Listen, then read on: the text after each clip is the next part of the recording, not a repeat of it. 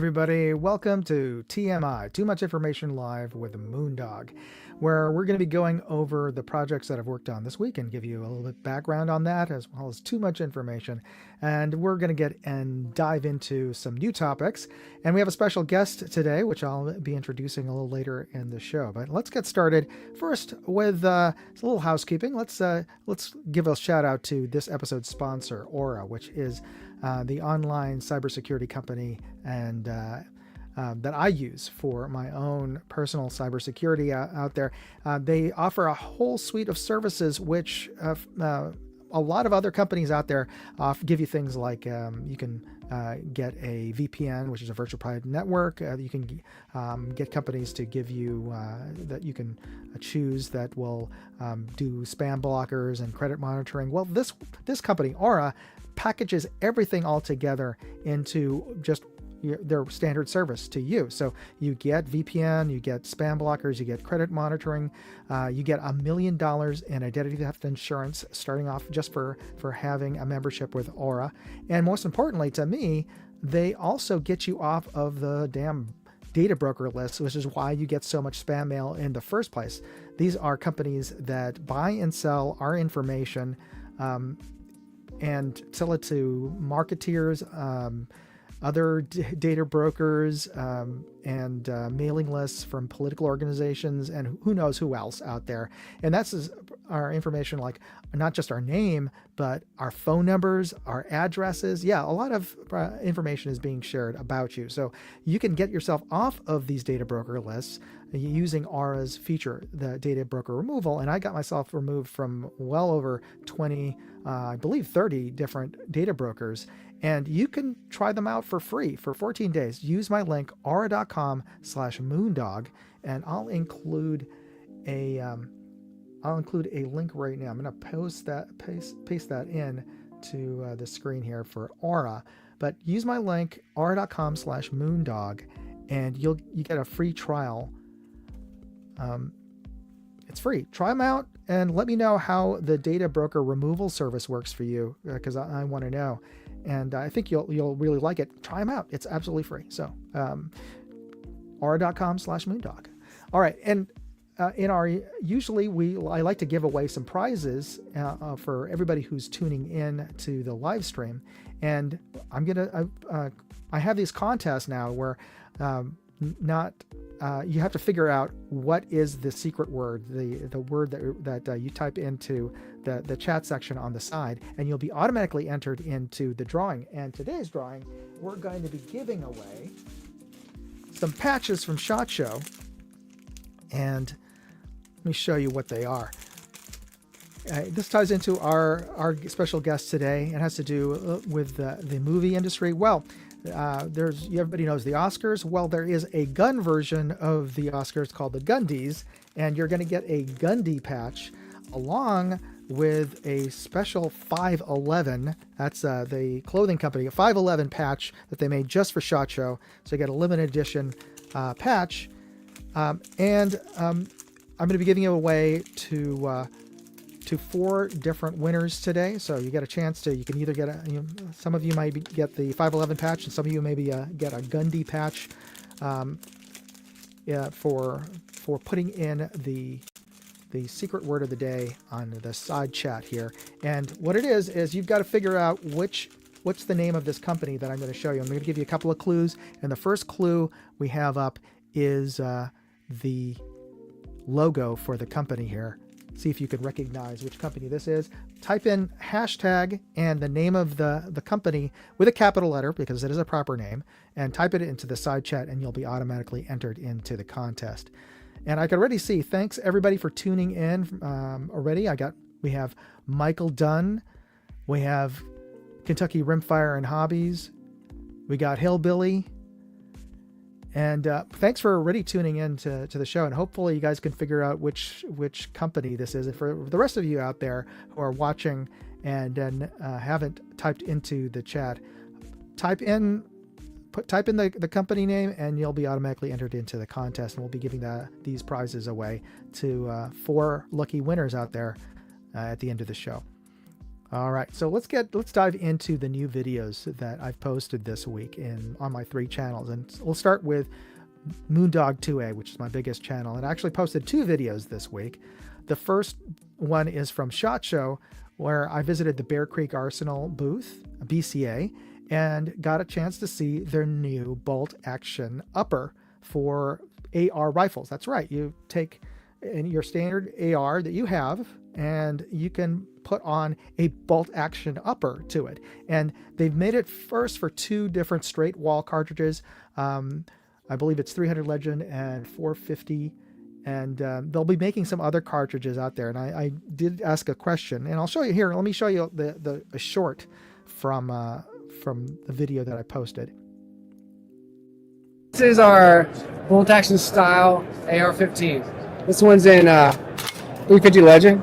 We also do them in 450 Bushmaster, 6-time Brindle, some more calibers as well. 350 Legend, Yeah. but not 308? Not 308, not yet. Well, how come? Well, we started with the AR-15 platform. We started with 450 and 350 because the highest pressure. So work our way back. Ah, okay, that makes sense. So hopefully that makes sense to you. And they chose the first 2 cartridges because they had the highest chamber pressure, and they want to design an upper that would survive and function well and accurately for those 2 cartridges, and everything else would be smaller and easier to build. So they'll be making a 223 Wild version, a 6.5 Creedmoor version that I think are already out, and they are working on a 308 version, but it didn't occur to me at the time that the first versions that are coming out are made for standard AR-15 uppers. So a 308 would require actually an AR-10 lower because it is a longer cartridge and wouldn't fit into a standard AR magwell. Duh. So that was kind of a dumb question for me to ask, but actually they are working on one of those that'll fit on AR-10 lowers, and they do actually also sell AR-10 lowers, so I'll be working on that. Oh, and we've got some new folks coming in. We've got, hey Paul, welcome. And we have Vadim, and we have Guillermo, and David. Thanks for joining us, all of you guys, and thanks for taking part in the logo quiz, and hopefully you'll get a chance to win one of these cool patches. So that is my first stop over at Bear Creek Arsenal. Really cool, fun folks, and I'm looking forward to trying out their uppers. And we have Fuku YT, otherwise known as Boomstick. Hey, good to see you. All right. So the other video that I posted this week is a full review video, and this is of the new EDP RS Gen 2 that Discovery Optics put out. And my first reaction when they asked me to review an EDP RS Gen 2 was, hey, didn't I just review this a few months ago? Well, I did. I reviewed their EDP RS Gen 2 mill, but they've come out with an MOA version, and they've also made some slight tweaks to the design of the EDP-RS, which I go into in the video. And let me just share a little bit of the performance of this. These are some nice changes to the body design of the EDP-RS as well. But let me share the short from that full-length review video. Looking at the peak of Mount Davidson, approximately 1,400 yards away, through the Discovery Optics EDP-RS at its lowest power of 5 to give our best overall image to the glass. And you can compare the image inside of the glass to outside of the glass, like the color of the sky, just to see what, if any, changes the glass is imparting. Now we're going to bring this up about halfway in its magnification range to 12 power. That's typically a scope's sweet spot in terms of balancing out image quality versus magnification. And we're still seeing a very sharp, clean image with excellent color rendition and really no chromatic aberration to speak of. Usually you'll see that in high contrast areas, like where the shadows of the tree branches are silhouetted against the sky. Now let's bring this all the way up to its maximum magnification of 25 power and take a look. At this point, we've lost a little bit of light, but still really good in terms of overall image quality and sharpness. We can easily see the trail marker sign at the top of the hill there. That's that white object to the right and just a little bit above the center crosshairs. That's a 3-foot-ish sign on top of a pole, which is a good proxy for an EPSEC target at this distance. And you can see this, the sign as well as the hardware below it, which I think is a utility box, a concrete utility bunker or box, and a J-pipe. So that is really good detail and good sharpness overall. Yeah, so it's a really nice scope, and it has the same Japanese ED glass, a super clear image, really good color on there, very accurate color, and very bright. And my camera doesn't really do it justice how sharp and clear the EDPRS. And I don't think they've improved the glass in terms of the mill versus the MOA, but maybe just this newer version, and maybe to my eye, or maybe it's just subjective, it just seemed maybe just a tad sharper than the one that I had from a year ago. But they're both excellent scopes and very affordable. So yeah, I'm glad that they came out with this new MOA version, and they made some slight changes to the body design, like the throw lever is now more robust, and they also changed the top of the turrets so they are toolless. You can just unscrew them with your finger, and you can use a coin if you really want to cinch it down, but they're really excellent turrets. And here's a Boomstick actually commented, I checked out my buddy's Discovery Scope, pretty nice. Indeed, yes indeed, they are. And Michael Dunn also said pretty clear glass. Yeah, I'm very impressed with the quality of glass you're getting for a scope that is under $400. I believe they're around $350 is the street price. So yeah, this is a really good long range scope for that price. It's kind of crazy how good these scopes are for the price. Now on my Moondog Reviews channel, I also stopped by the 511. For those of you who don't know, the 511 makes tactical and outdoor apparel, and they actually got their start creating mountain climbing clothing. And because of how well they were constructed, how ruggedly they were constructed, and how much give and play there was to allow you to rock climb, they soon drew the attention of special forces units who like to wear those 511 pants, and they quickly got into the tactical, law enforcement, and military establishment, and they love their stuff. Well, at the 511 booth at SHOT Show, they showed off some of the new clothes, and this is actually the final release of this jacket. It's like this tactical blazer, like a formal sport coat that looks like a regular sport coat, but it's got extra pockets and extra stuff on the inside. There's specific mag pockets. There's elastic loops to run your, for those who are real operators who have their comms and their ears wired. You can snake it through the loops that they have on the inside, and as well as other cool pockets for you secret squirrels out there. It very much is like the John Wick jacket, except that it's not bulletproof, but it's a cool jacket, and you can see a little bit of it here on this short. 511 Founders Jacket. We showed it at SHOT Show last year. Yeah. It just became available for sale last week. We are super excited to bring this to market. This jacket was designed in partnership with clandestine agencies, is what I am approved to say. Our founder, Francisco Morales, this has actually always been a passion project of his that he has wanted to do for years. And then when the opportunity presented itself, he and the 511 product team worked with these end users to build this jacket. Hence the name change. I think it was called something else last year. It was, and as we got closer to market, the Founders Jacket just felt more appropriate. And probably easier from a copyright standpoint than the John Wick jacket. Funny enough, our head of legal is named John Wicks. No way. Yeah, that's true. Absolutely true. I didn't know that. Yeah, that's kind of funny that they could have called it the John Wicks jacket. I don't know if he spells it with W-I-X or what have you, but that would have been kind of funny too. But so that's now called the Founders Jacket, and it's available on their website. And I hope I can get one of those to test out. We'll see. So I just got a couple more comments from some of the folks out there about some the videos. Like here we go. Was talking with you So Paul was talking about the BCA bolt action upper, and sometimes it's hard to tell who I'm talking to, or because if I don't recognize your YouTube handle. So apologies there, Paul.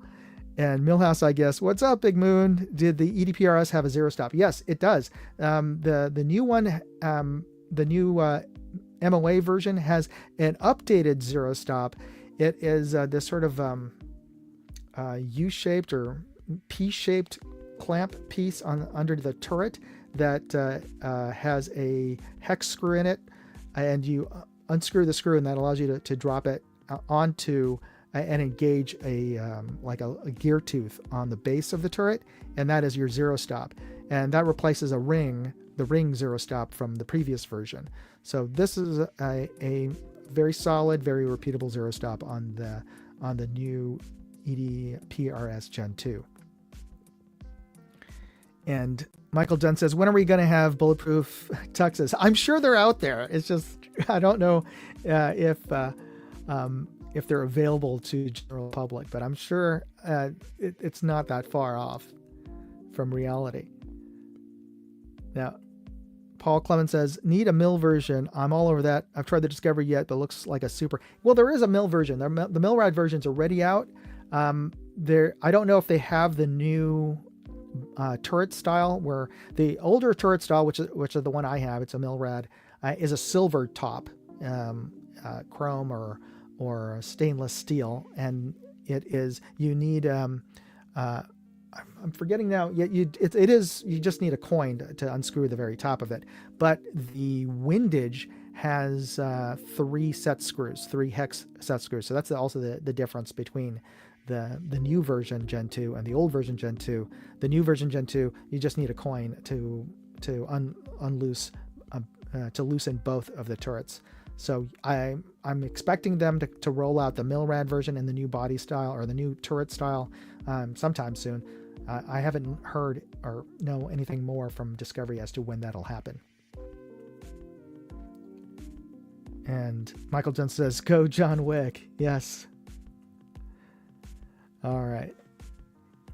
Now, on my Moondog Go channel, which is my travel channel, I've been posting up a series of video shorts from my visit to the Paradox Museum at New Jersey's New Jersey's American Dream Mall, which is this huge shopping complex in the New Jersey Meadowlands. That's the swampy area in between Newark and New York City, which is also next to the stadium where the New York Giants play.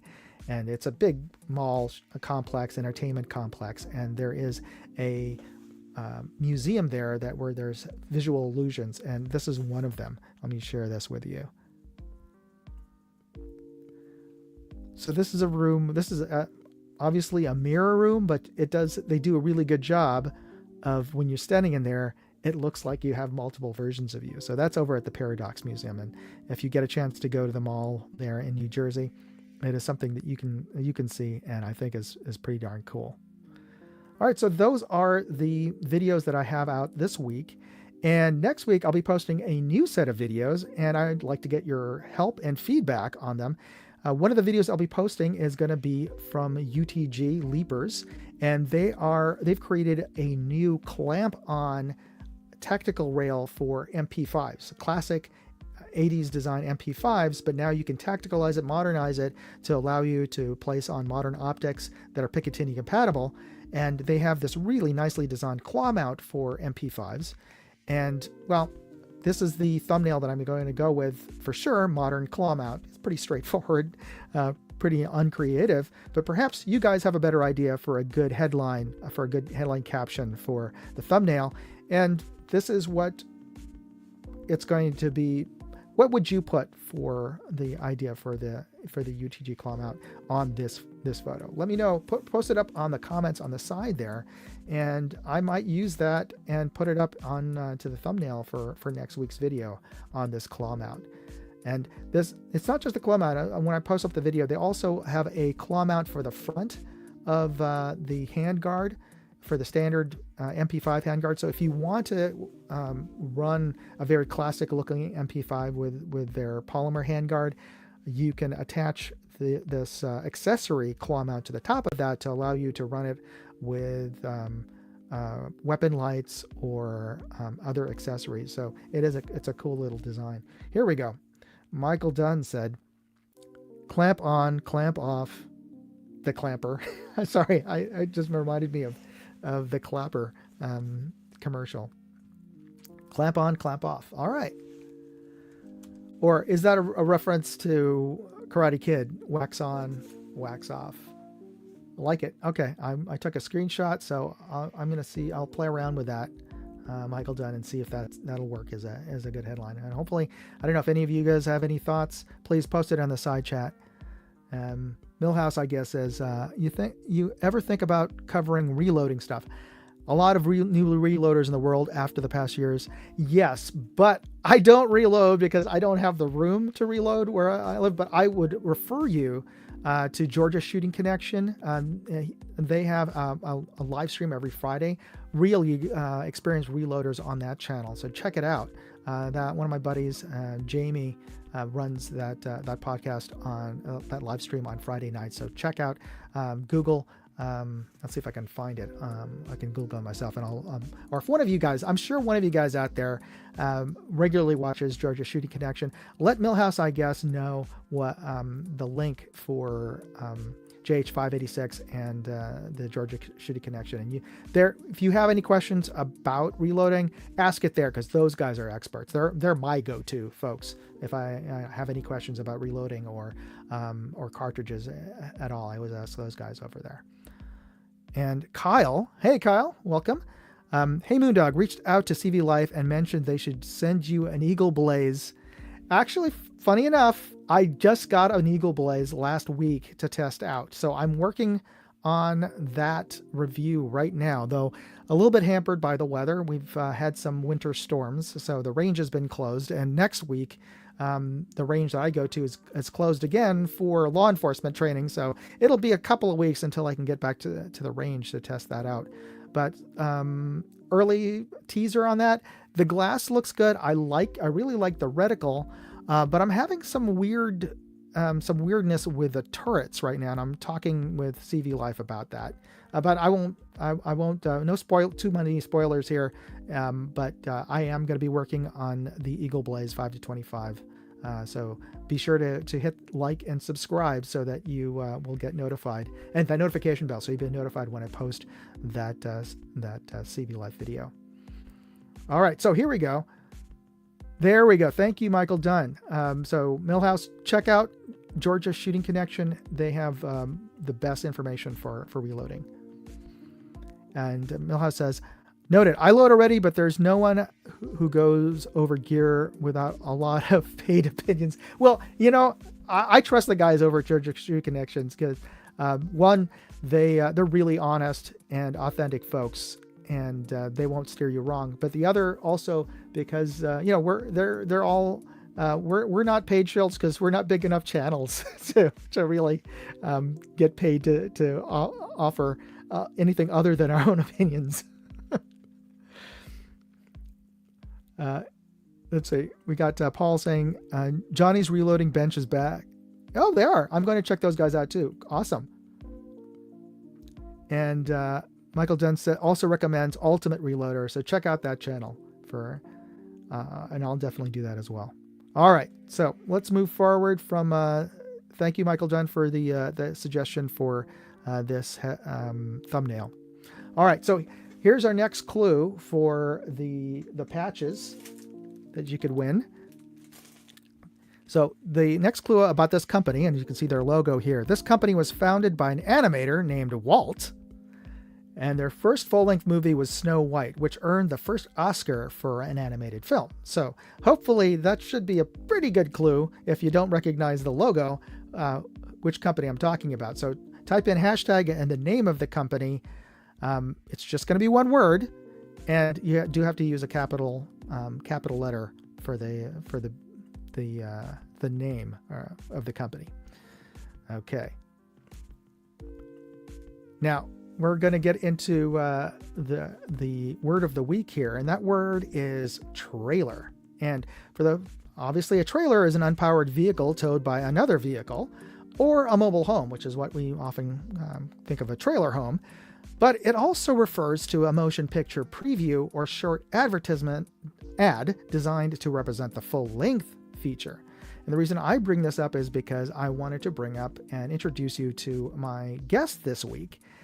And we're going to go down the rabbit hole with the Golden Trailer Awards, which is the only award show for movie picture trailers. And I'm actually been involved with that. In fact, I designed the logo for the award show way, way back. And I'm going to be introducing you to one of the co-founders of the Golden Trailer Awards. And my guest today is Monica Brady. She's a co-founder of the Golden Trailer Awards and the Viewniverse app on your phone, which is an app that you can use to help you find a movie or a streaming show, because there's so many streaming services out there. It's hard to find where the movie or show you want to watch is. Well, you use Viewniverse. Monica studied at Oxford and is a graduate of NYU's Tisch School of Film and Television. And I've known her, well, I don't want to mention how many years because you never want to mention years with a lady. But Monica is a dear friend of mine and we've known each other for a dog's age, and she's more family than a friend. So I'd like to introduce Monica Brady. How are you, Monica? I'm doing great. How are you, Tom? Excellent. Where are you right now? I'm actually in Franklin, Tennessee. We call it the clubhouse. So excellent. So Monica, thank you for joining me today. And my pleasure. I wanted to ask I gave a little bit of an introduction, but why don't you introduce yourself? Let us know a little bit of, well, for starters, we've known each other since we both lived in New York. Yeah, a long time. But before that, where did you grow up? And tell us a little bit about that and how you got to New York. All over the Eastern Seaboard. Our father, because I work with my sister, as you know, but I'm just letting your audience know. And Evie's also a friend of Tom's for many years. We're family. Our dad built tunnels, so we traveled to wherever the project was. We moved so many times that most people think we're army brats, but we're not. We're engineers' kids. And so building tunnels is a special skill. I'm going to start sounding like one of those Liam Neeson movies, a special set of skills. But no, it really is. So you move to where the job is. So we lived in, but our parents are from the New York area. So that's how we ended up back there. But I was technically born in Boston. There was a project up there that our dad worked on. And then New York, Washington, D.C., down to Tennessee in the eastern part of the state for the TVA. Anytime there's a dam as well, there's tunnels for the dam because that's what the water moves through to turn a turbine to make the energy. So if there's a dam project, then he would have been in on those. And then from Tennessee, we went up to New Jersey, to Hackettstown, New Jersey, where he redid the Holland Tunnel for the lining of the Holland Tunnel. And then afterwards, he was on, all sorts of projects around the world. He was on the tunnels in China, the tunnels, India, China, Africa, everywhere. So I didn't get to move to those places. But after New York, I went to school. After New Jersey, I went to school in Michigan and then went to NYU. So, and New York was home. When I met you, were you in school at the time, I think? Yes. Yeah. Those were fun times. NYU was a great experience, in filmmaking. And what happened was, graduated, Evie and I were going to go shoot a feature length film, but it's 1999. So we couldn't figure out where, as you get out of school, you always think, oh, I deserve the best, right? Just kid thinking.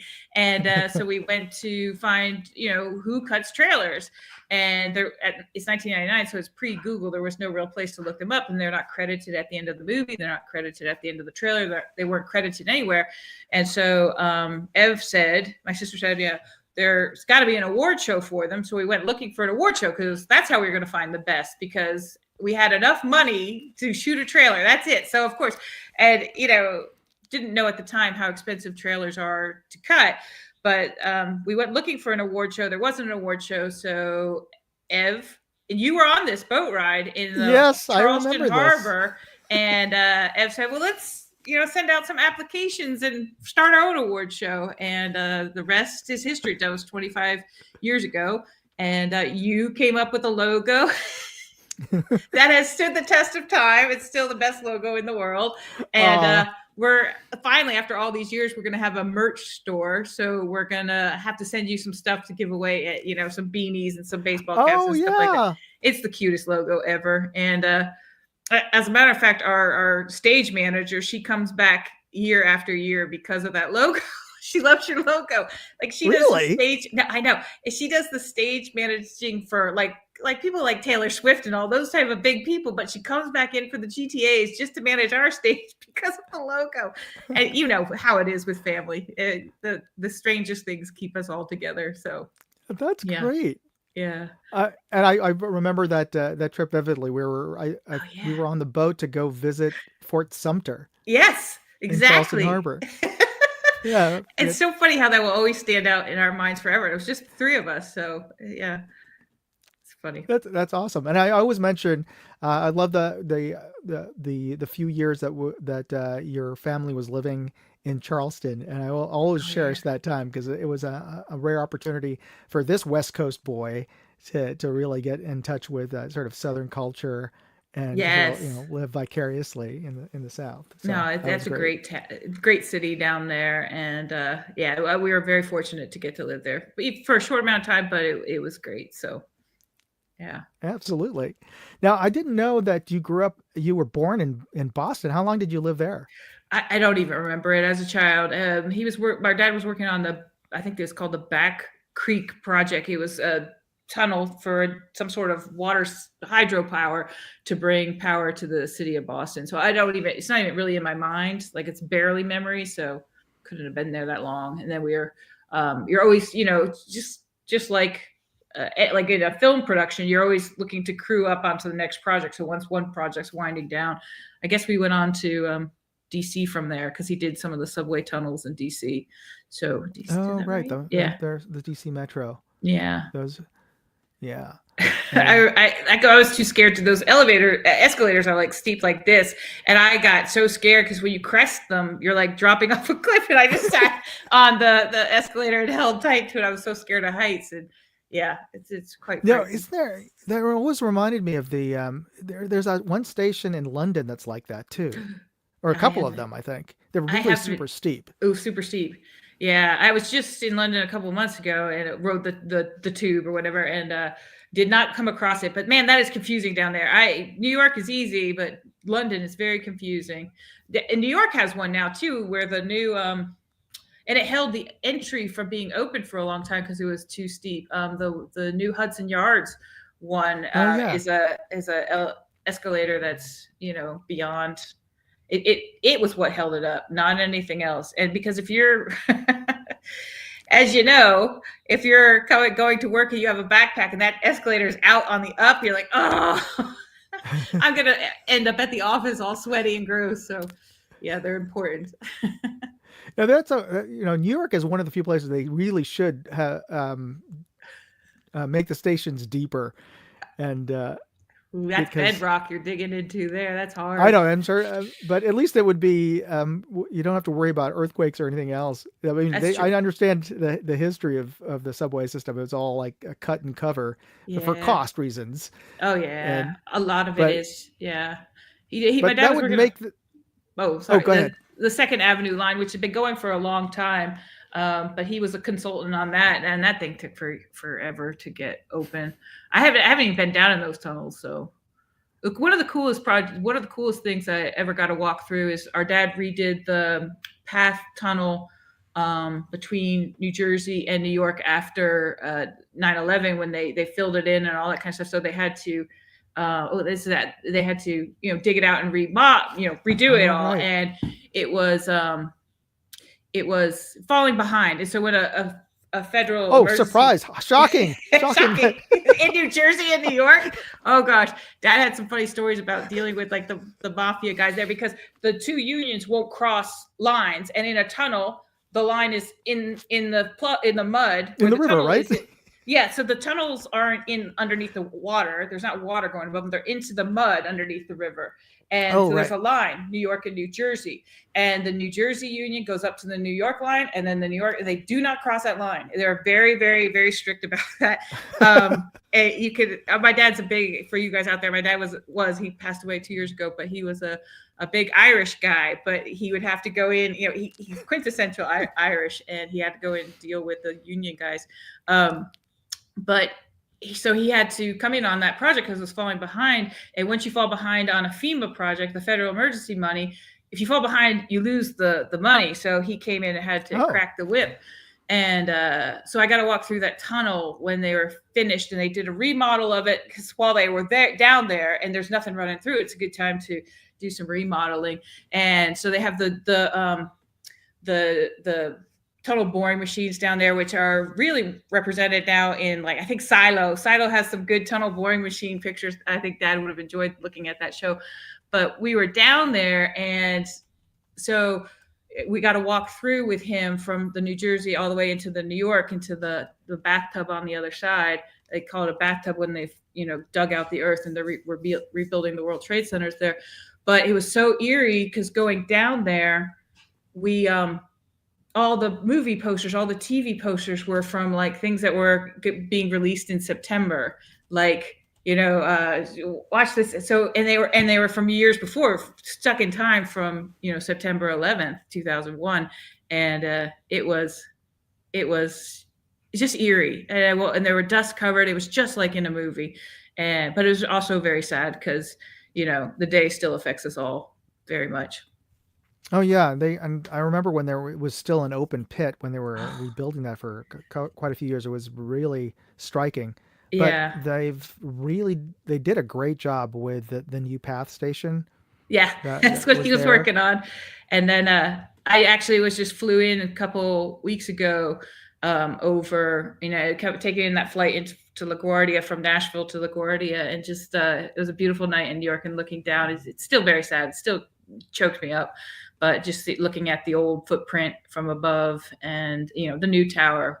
But yeah, that was the bathtub. We walked right into that, and then that day it was just like a gut punch. But then you're like, oh, we're rebuilding. We're going to rebuild here, and so it was it was bittersweet. It was in that way, but. Anyhow, I don't know how we got off on tunnels, but I could talk all day about tunnels. They're fascinating. They're fascinating. They are. I should actually.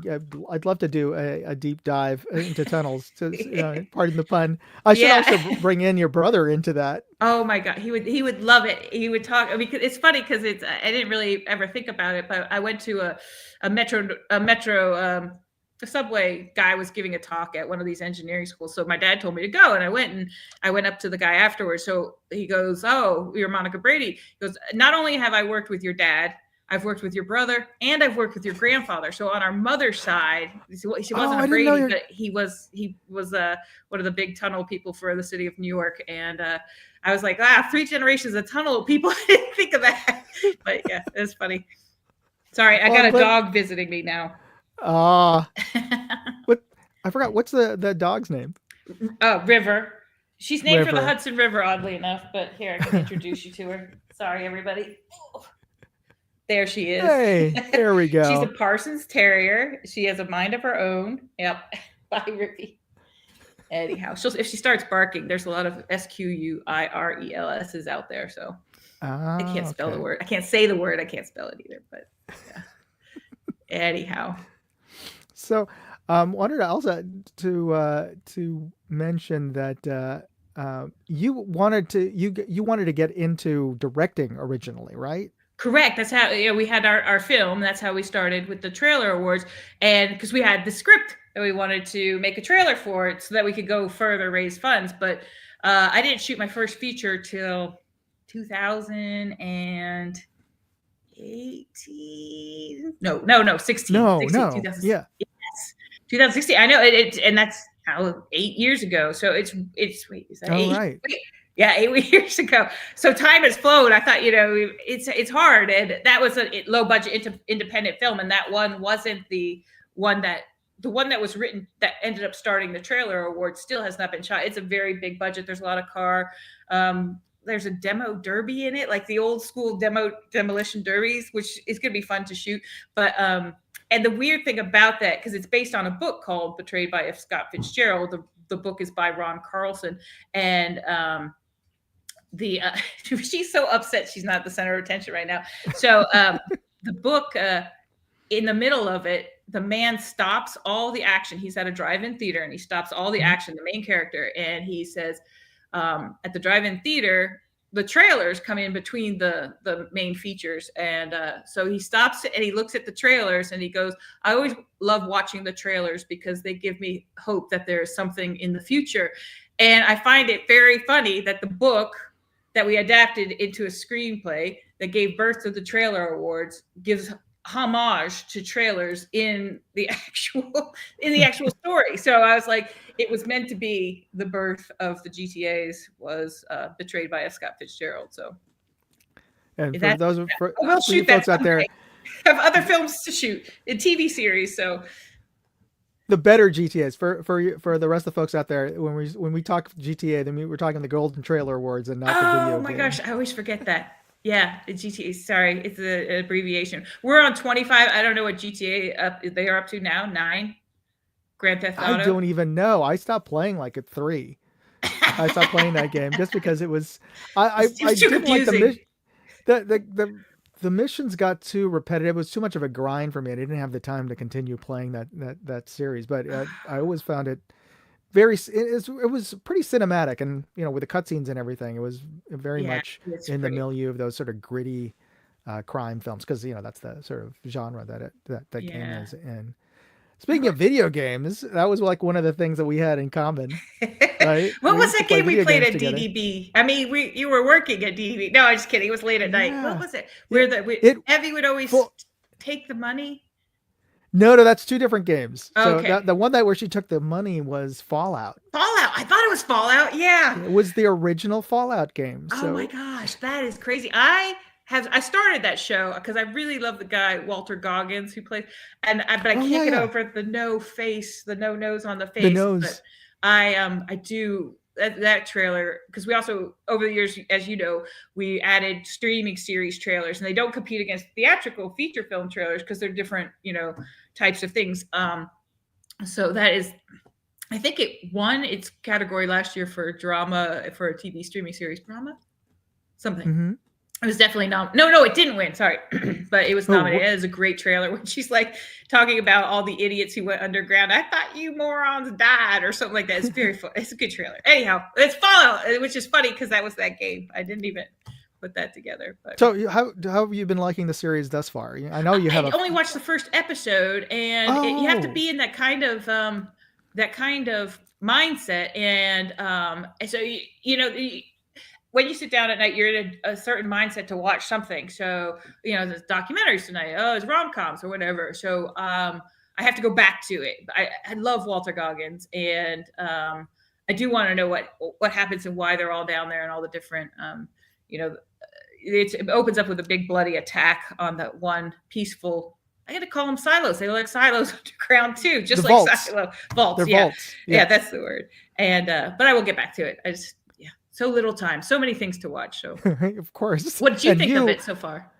Oh, I loved it. I can't wait for the next season. Oh, good. All right, then I might pick it up tonight and watch the rest of it. Mm-hmm. Yeah, that's good. Especially since I've played most of the games except for the most recent ones. I've been watching my wife Giselle play. She's actually a bigger gamer than me now. But I can believe that. Yeah, the last 2 versions, and I've just been watching her just because I haven't had the time to sit down, because it is a huge time commitment to play that game now, because it's an open world sort of game, and you just have to, if you don't play it consistently, you forget where things are. And okay, yeah. I can imagine. I got a comment back from one of the folks out there in the side chat. Vadim says, still on the 5th. So this is, I think, believe in reference to the GTA. So the 6th is. I was way ahead. I was like 7. It kind of feels like, you might be. I think Yeah. I got it associated with like Fast and Furious because Yes. it's kind of the That's same thing. cute. So maybe that's That's where a the numbers are coming in. good analogy. Yeah. And Ooh. Millhouse, I guess, says Fallout New Vegas is the technically it's the fourth game, but they never Oh, called it Fallout 4. They called it Fallout New Vegas. that's a cool Uh, name. and it's set in Las Vegas, where the second season is going to be set. But no spoilers here. But they've done a great job in the Fallout series to incorporate really accurately to the games. That's So important, I think. I mean, because that's its absolutely. first fan base, and then the other people will come along. I'm sorry, I got a dog here. The other people will come along and learn, or they won't get the jokes. They won't get the inside jokes. That's all. Well, that's one of the problems with that Disney and some other studios have had with some of their IPs that they've developed for that they've um, gone and it seems like they've intentionally gone and pissed off their fan base by making changes to the plot or characters. And Yeah. there's good ways to do that and bad ways. Like for Um, example, Battlestar Galactica, which is another story that we could get into. exactly. But I love the changes that they made, like making Starbuck. I forget her name now. She's been such a great actor. Oh, why am I forgetting her name now? But Somebody will put it in the chat. Yeah. No, yeah, it's please let me know. there Comments. were so many great actors from that show that I would think I would see them in more places, but I don't. I mean, I just watched Bridget Jones Mad About the Boy his last Friday or Saturday, whatever, and Balthazar is in that, and he's in, he was in Battlestar Galactica, and he was in Bridget Jones, but I just don't see they're such good actors. It was such a great series. Some of them you get typecast because of the show. You're a sci-fi person, and I'm forgetting her name now. So But she's been close-minded. typecast in a lot of sci-fi shows. Oh, that's unfortunate. Uh, She's good. A lot of them so good. mhm. Yeah. Now, since we're talking about trailers, one of the questions I would ask is, can you let the folks know where that term actually comes from? Oh, yes, I can. So trailers, and it's funny because it's Rye, New York. I just posted something on LinkedIn about it, and I was surprised a lot of people in the industry didn't know where trailers come from. So back in the early days of movies, so around 1908, there's a place in New York called Rye, New York. It has a boardwalk, and on the boardwalk they showed movies, very short movies, Huh. no sound, all that kind of stuff. And so after the movie, they would run a trailer which would show you the preview of what they had next week or in the future. And Mhm. then what they realized, the people who were showing these movies, which would probably be on like a cloth or whatever, that people got up when the credits rolled and left and didn't say, just watch what the preview was, but they were trailers because they trailed the movie. And so then the promoters were like, wait, we got to put these at the beginning of the movie so that people see them and then stay for the movie and watch them. But the name had already stuck by then. So they got called, previews is, it's, what the word means, but trailers, everybody knows what that means as well. So So were there actual physical like carts or trailers that no, were involved in just this? no, just sorry. Pieces of whatever black and white film they had to say, scenes from next week. It would be like when we were kids, scenes from next week would have been what Yeah.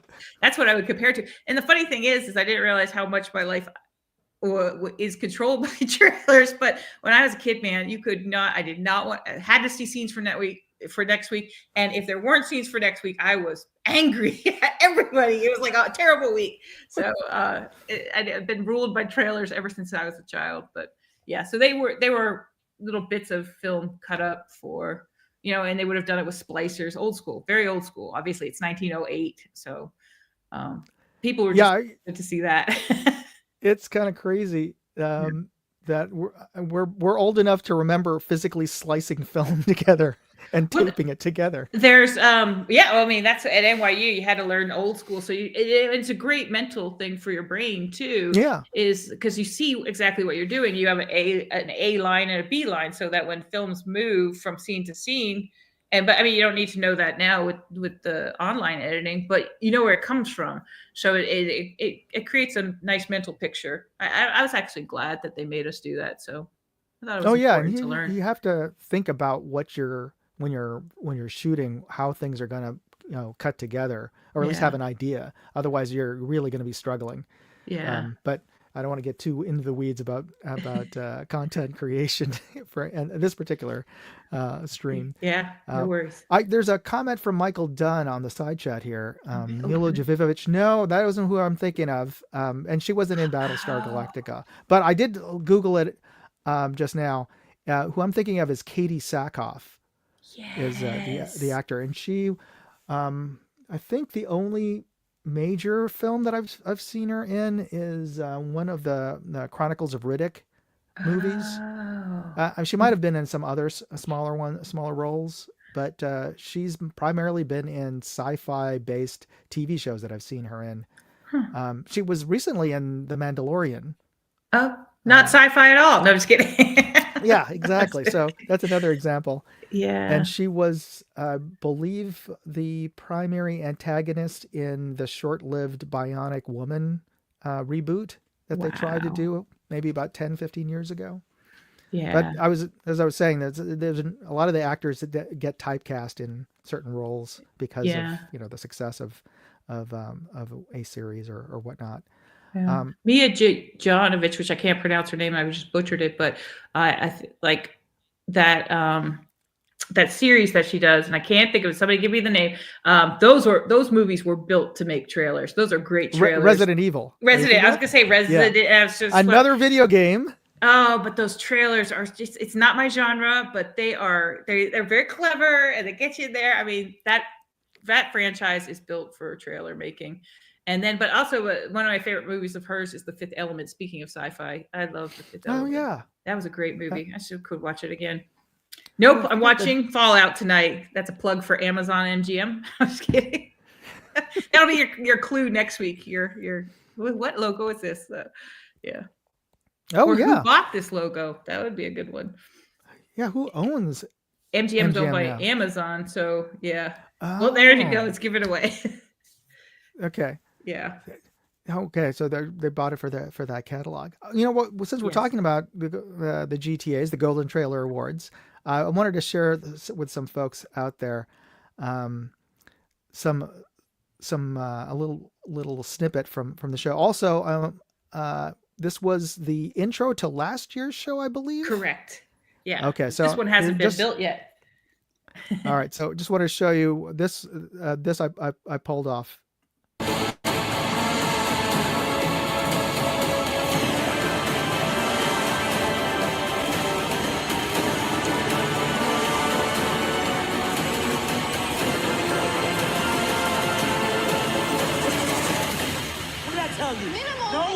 I said no explosion.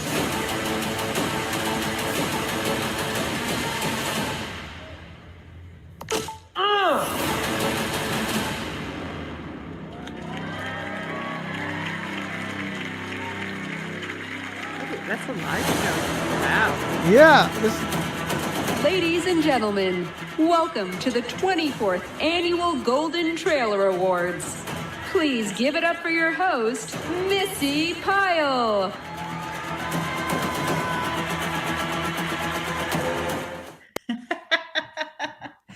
Oh, that's so fun. I'm sure. I'm sorry, I didn't get a chance to come down for the trailer awards last year. May 29th this year at the Orpheum. May 29th, 2025. Come on down.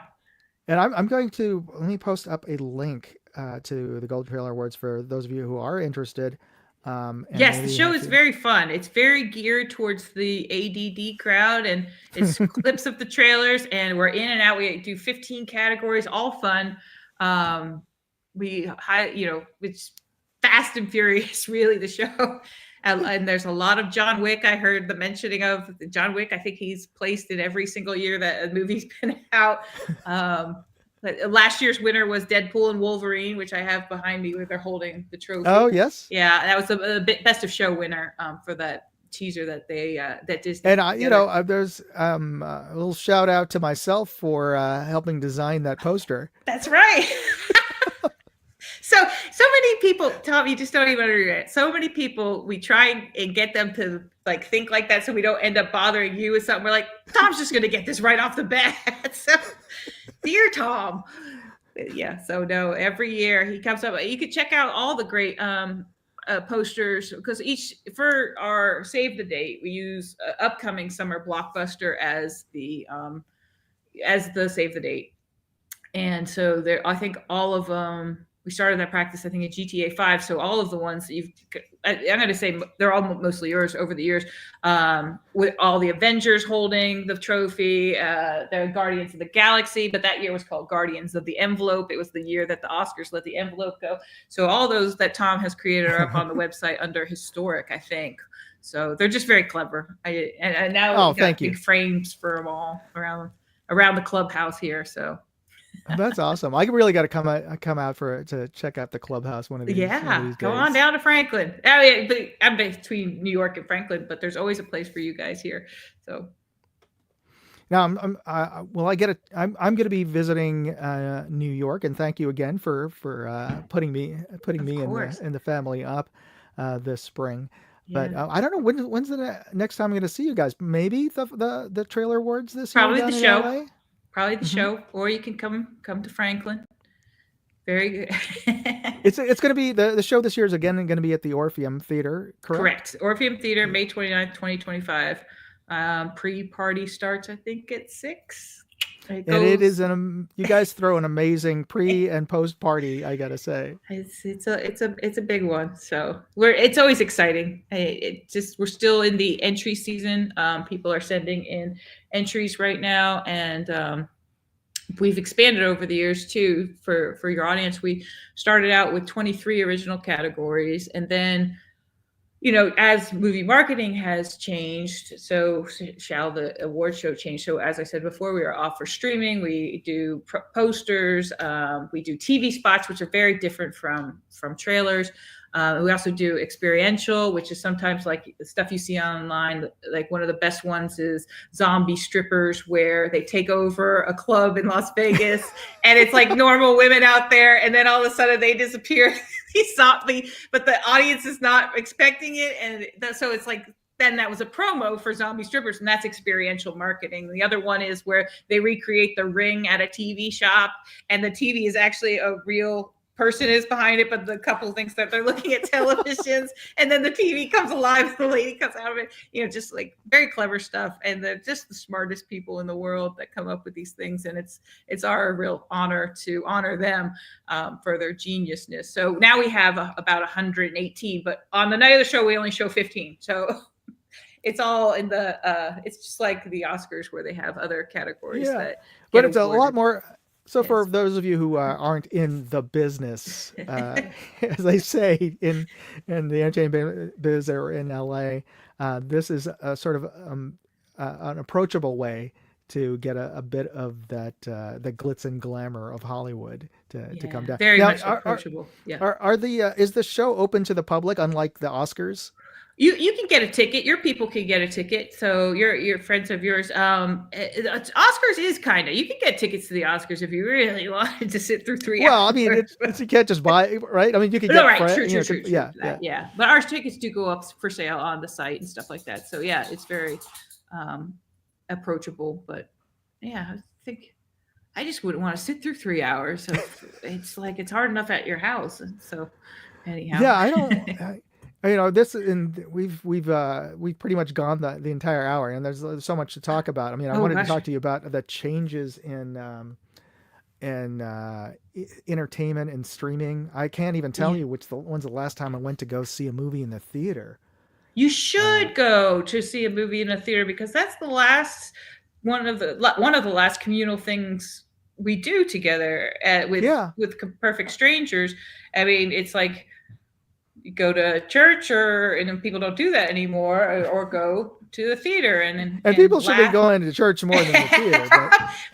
Right. But it's like the last vestiges of what we do as a community with people. And that got really hurt during the lockdowns. So I do go. I mean, I went on Saturday night, as I said, to see. I try and go as often as I can, just because it is important to be with people, even if we're not talking about the movie together. It's just important to be with people and get out of the house every once in a while. So, and the movies offer that for us. But now, and to talk about AI, we have so much more to talk about at another oh my gosh, time. yeah, that's so fascinating. So that's cool. a whole nother rabbit hole to talk about. Yeah. AI and content creation. Oh, it's so. You know what? The last movie I did go see, when I try to see movies really that are big, that have really good cinema from a cinematography standpoint, was Dune 2. Oh, I'm so mad I missed that in the theater. As Really? a matter of fact, I missed it in the theater because it was around showtime. It was coming out. Or I mean, Right. we were Yeah, busy, and the guy because I love the theme song for it too, he was just like, don't watch it on the small screen. He's like, you got to just rent a theater, throw it up there and watch it. And I was like, I'm kind of on board with that plan.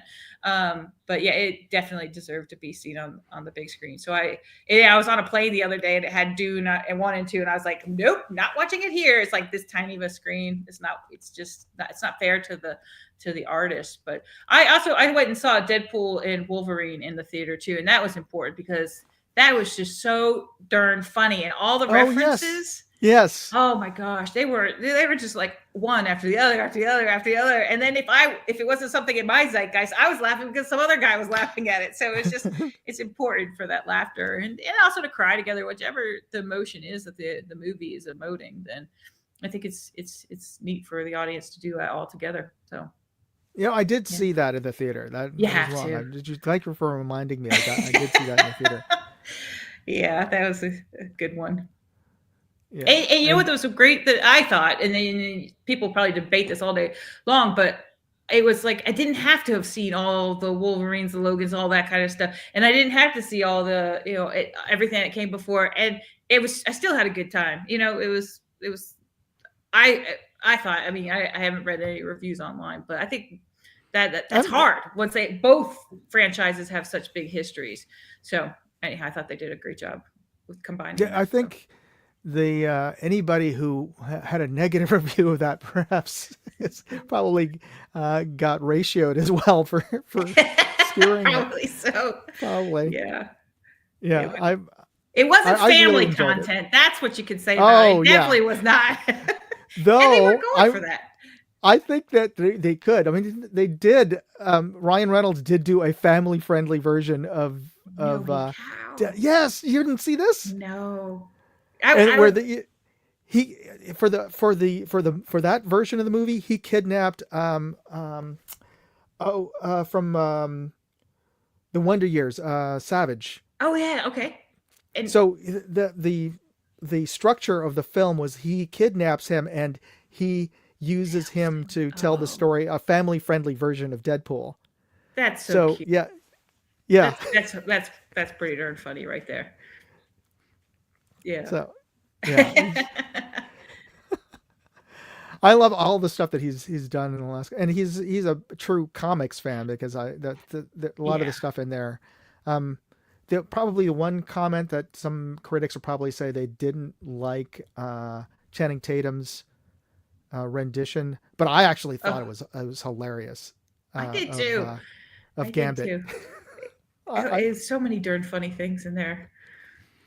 I should watch it again probably too. But no, watching Fallout, another plug for Amazon MGM. Now, I want to wrap up the show for the segment here, and for those of you who have been enjoying the show so far, and please let me know in the comments if you like this topic. I'm sure I can talk Monica into coming back on. We've got all day long. Yeah, we barely touched. I know. Onto we talked trailers. more about tunnels, I think.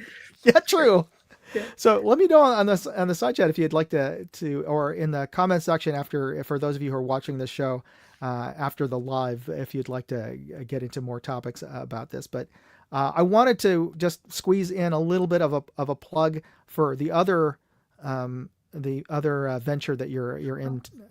Yes. Viewniverse, which is an app for the folks can download. So I'm gonna post it here on on the side chat. You can download it. It looks like that on your phone, and it organizes your streaming services. So you know what you have to watch and where you have to watch it. So like if I wanted to go look up, Deadpool and Wolverine's easy. It's going to be on Disney. Just other things that move from channels to channel, and you don't want to buy something because you already had it free on another service. It just organizes it, and AI and will offer you up based upon your likes and dislikes. So you have to start liking things and disliking things so that it learns what it should offer you in the future for the next thing to watch. So, yeah. So yeah, for those of you, I've just posted a link. Go there. It's available for iPhone and Android.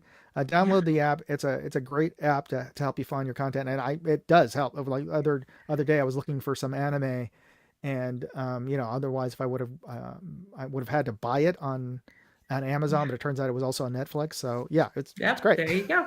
Yeah, and vice versa. Awesome. Absolutely. Yeah, I'm glad that worked out there. Cool.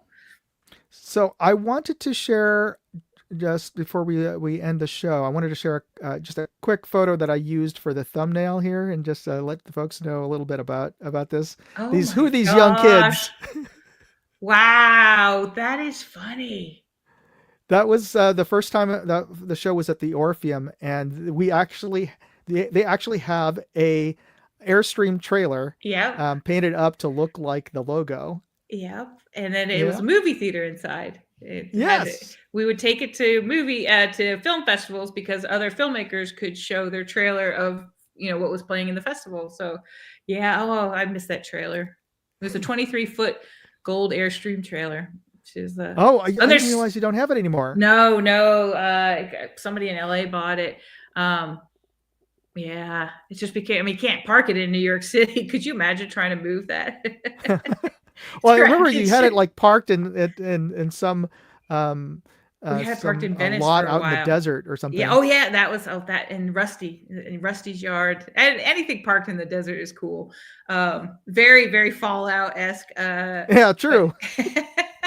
That is funny. That picture's got to go in the documentary. We're working on a documentary too. It's a docu-series about the award show. So I got to come out and interview you and stuff like that too. So no worries. I dug that up. And this is the Orpheum Theater where we took the photo. There's the trailer on the bottom left there, but that is the Orpheum Theater in downtown. Classic. What was that built? Like in the 20s? Yeah, that's the vaudeville era of theaters. It is gorgeous. It's worth just going to see the theater too. I mean, the show is so great, but the theater is just one of those ones out of time. And Steve Needleman is the owner of the Orpheum Theater, so it's privately owned, and it's his baby, it's his jewel, and he's put a ton of money into it, and thank God he did, because otherwise, these things get turned into shops for dresses and stuff, whatever, further down the street, it's all like dresses for very, elaborate looking dresses. But yeah, he saved it and he redid it. Yeah, and they often they just gut the interiors and all those fixtures and those are lost. You can't recreate them for well, it would cost millions more to it would restore it. Yeah, no, it's a special place, and now that is a LED screen too. So wow, that is cool. Oh, that's cool. Yeah, and Orpheum. Oh wow. There's the interior. So it's gorgeous. It looks like classic opera houses in Europe. The interior is just amazing. Oh, and gosh, I think that's the last picture I have that I pulled for this. Yep. Oh, cool. All right. So we're going to wrap up, folks, but as we usually do at the end, and for those of you who are still on the side chat, we have got that contest going on. So let me give you the last clue to the contest here.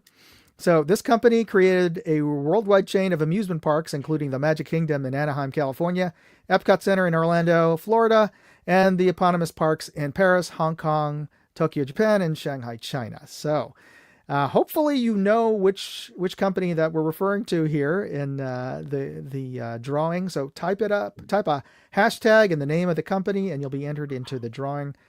Currently, we have 5 entries, so there's going to be 4 winners. So you have a very good chance of winning right now if you type in the hashtag on the side there.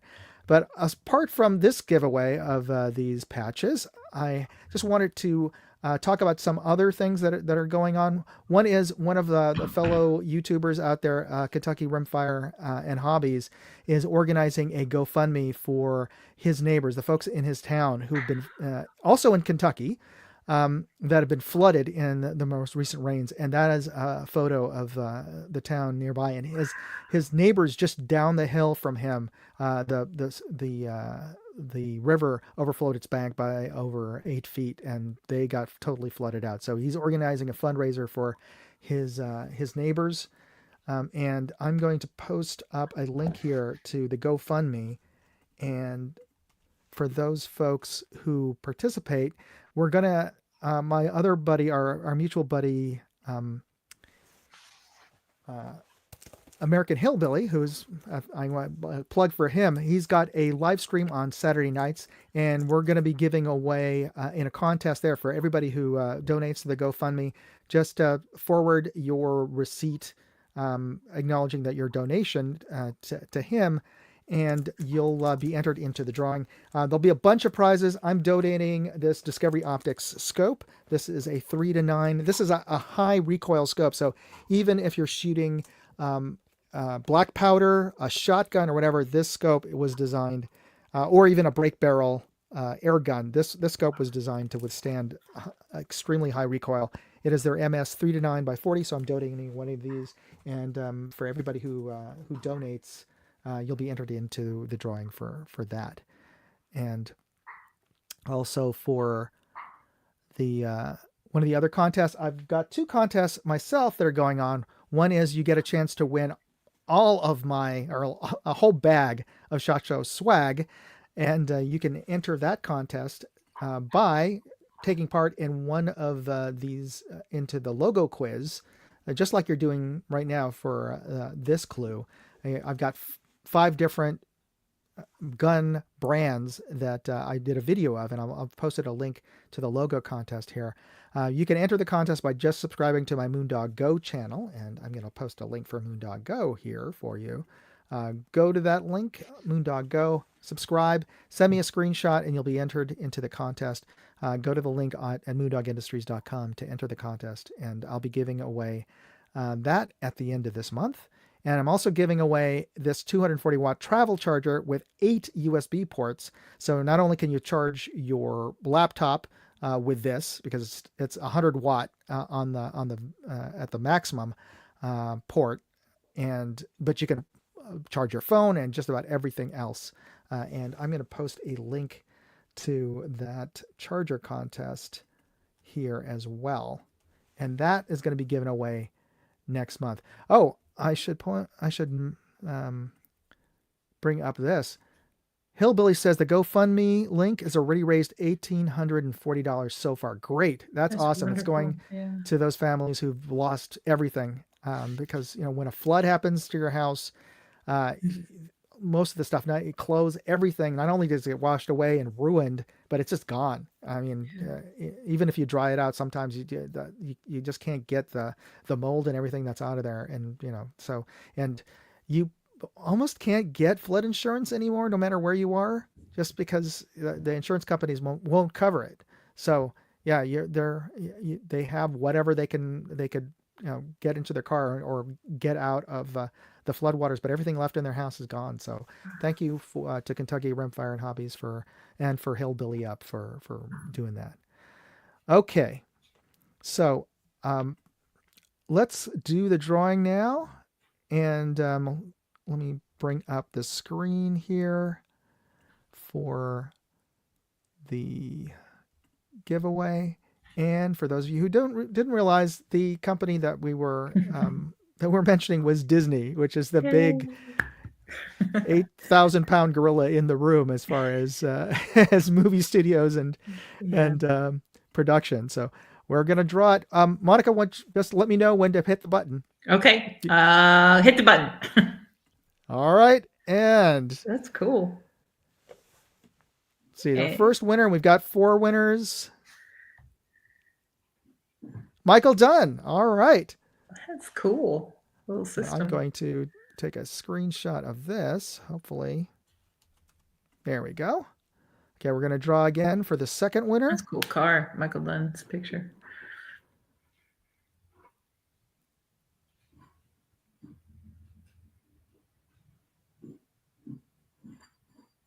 David Tomko. Very good. All right. Congratulations, David. And our third winner,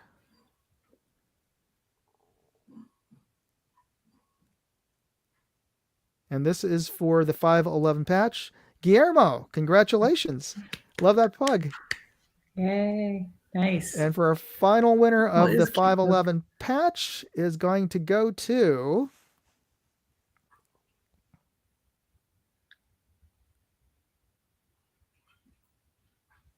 Vadim. He's been winning a lot of these drawings the last couple of weeks. I think this is his third one that he's won. Not necessarily in a row, but very good. And he's local to me as well, so that makes it easier. I usually just drop it off since he doesn't live too far from me, so that's really good.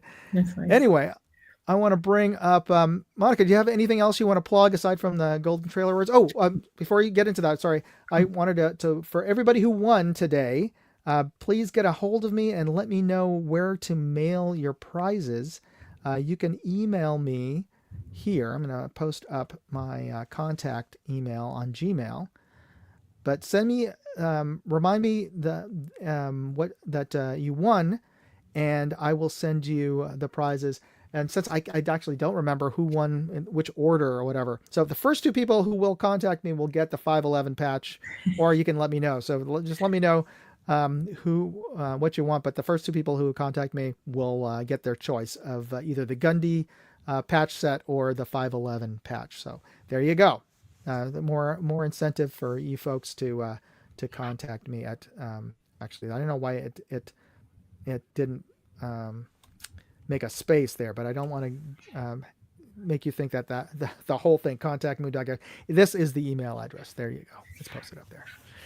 All right, Monica, what are you working on? Anything you want to plug?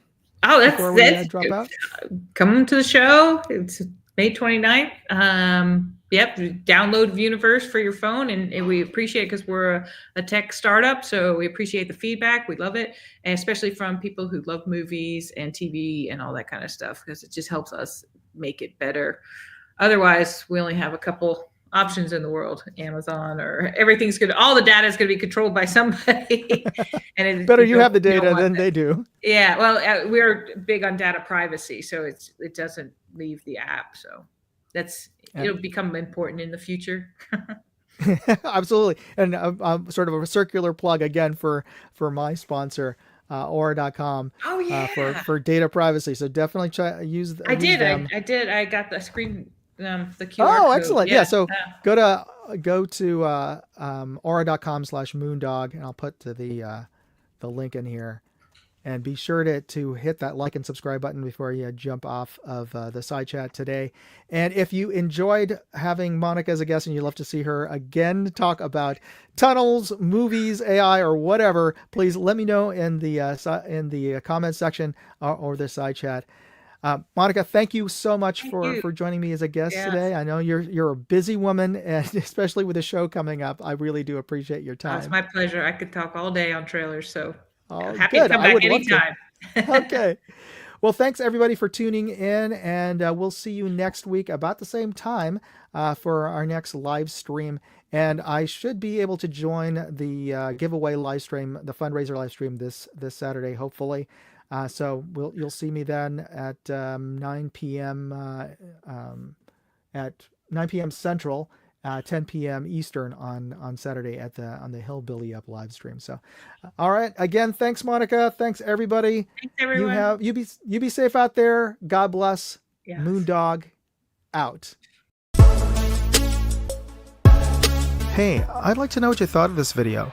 Leave me a comment or chat with me on Facebook, Twitter, TikTok, MeWe, Instagram, or Locals.